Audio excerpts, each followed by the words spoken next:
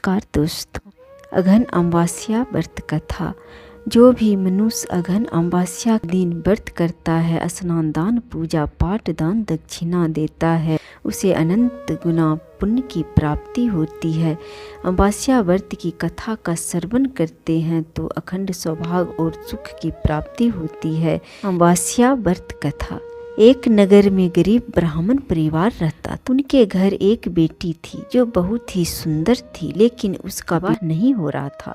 एक दिन साधु उसके घर आए और उस लड़की की सेवा से प्रसन्न हुए और उसका हाथ देखा। उन्होंने बताया कि उसके हाथ में विवाह का रेखा नहीं है। साधु ने बताया कि एक गांव में सोना धोबन है। यदि यह कन्या उसकी सेवा करे और वह इसके सेवा से प्रसन्न होकर विवाह के समय अपनी मांग का सिंदूर इस बेटी को लगा दे तो इसका वैधव्य दूर हो जाएगा। तब ब्राह्मण पिता ने बेटी को उस धोबन की सेवा करने को कहा। पिता के कहे अनुसार वह लड़की रोज सुबह सोना धोबन के घर जाती और उसके घर की साफ सफाई के साथ पूरे काम करके वापस घर आ जाती थी। सोना धोबन ने अपनी बहू से कहा कि आजकल तू बहुत जल्दी घर का काम कर लेती हो, पता ही नहीं चलता। तब उसने कहा कि वह कोई काम नहीं करती, मैं तो सोचती थी कि आपने सारा काम कर दिया।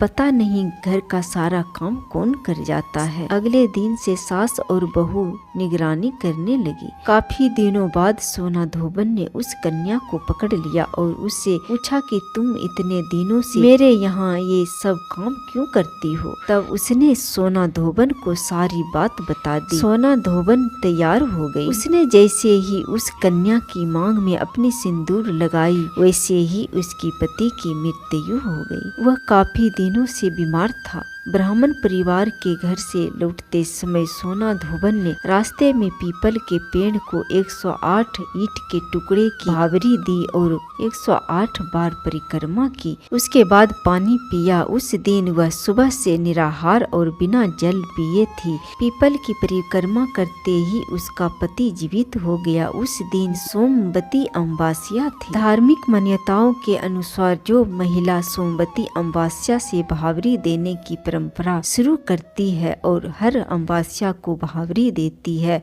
उसके सुख और सौभाग्य में वृद्धि होती है, उसे अखंड सौभाग्य की प्राप्ति होती है। कथा संपन्न हुआ। जय श्री हरि।